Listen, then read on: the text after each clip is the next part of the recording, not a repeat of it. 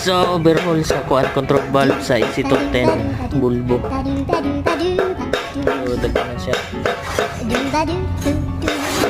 Gamit sa ganun mga oras.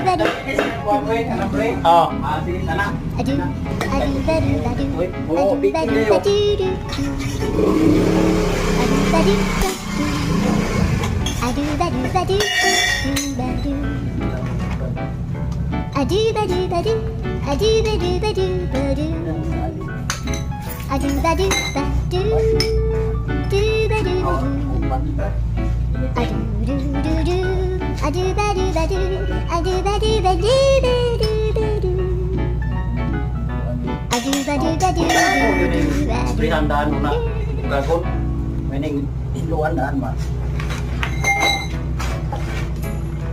do ba do ba do ba do ba do ba do